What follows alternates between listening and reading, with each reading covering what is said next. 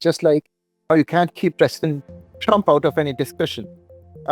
It's been very difficult of late to keep AI out of any discussion. Aside from the hype, which we all understand, what are the real implications for the US economy and the markets, the short and the longer run? Where are we exactly with respect to AI? Yeah, there's a lot to talk about there. You're right. It is sort of the denominator in almost every conversation now. So I'll try and keep my comments succinct because you and I could do a whole back and forth True that. on AI. In the world that you and I live in, the financial world, bubble is probably one of the most often used and most overused words in our language. And in order to call AI a bubble, they're sort of being defined as a thing, right? Because that's what bubble often represents, is a certain asset or asset class. And if you look at bubbles, true bubbles, economic bubbles throughout history or market bubbles throughout history, and I thought about sort of the short list of what had been those major bubbles. You had the tulip craze in the 1630s. You weren't around then, but I have more direct memories of it given my age. And the asset were tulips, right? And the over-speculation in tulips. Then there was the South Sea bubble of the 1720s, right? That was all about British trade with South America. Then we had the U.S. Railroad bubble. I was the 1840s. And that was, again, about a single asset. That was about railroad transportation and the investments that just a couple of wealthy families, the Carnegies, the Mellons, and a few others were making in railroads. And that was financed largely by the government and retail money. Then we had the Japanese asset bubble of the 1980s, right, which was all really primarily about real estate, about speculation in real estate and Japanese investment in U.S. real estate at insane prices. And then more recent history, we had the dot-com bubble. And that was really all about anybody that could put .com after the name of their business. And you had teenagers starting businesses that began to trade at insane valuations just because of an idea, and they finished the name of their business with .com. No earnings, right? You and I remember it was all price. We talk about PE ratios in our business, the price earnings ratios, all P and no E. And that's and so that bubble popped. Yeah. And then most recently, we had the great financial crisis, the GFC. What's up, Brian? And that was a true bubble. That was about inflated housing prices and free money, essentially, for people to buy houses that could never pay back, pay their loans. So those are true bubbles. They all, certainly have some differences, but there's a, common similarity, which is they were generally single industries, and they were often around an asset or a single concept. AI is very different. AI is about the reinvention. As you talked about, it's popping up everywhere because it is the reinvention of certainly the U.S. economy, also the global economy. But since I'm here, we're talking about the U.S. Not too long ago, a lot of pundits were talking about the U.S. market, U.S. economy is getting long in the tooth. This was 3 to 5 years ago. The expansion may be coming to an end. There was talk of recession, right? You couldn't have a conversation with an economist about the increasing odds of a recession. Recession odds, 30%, 50%, whatever.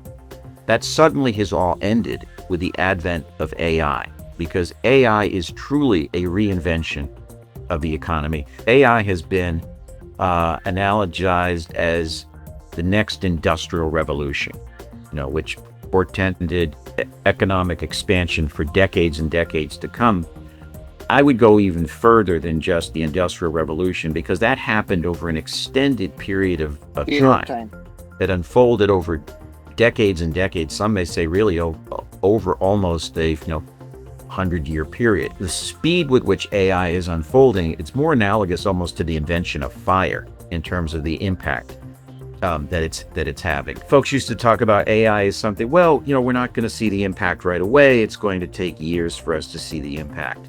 I can't sit through a board meeting of any company or any industry without companies going on and on about the near-term impact that they're seeing with AI. Cost reductions, efficiencies, innovation, new product development, It's taking the healthcare and drug industry by storm with already advances in the timeliness with which drugs are introduced. You're seeing it across industrial companies, healthcare companies, yes, financial services companies. You're seeing personal use of it. The stories just never end in terms of the benefits that you're seeing with AI, not years from now, but today, immediately.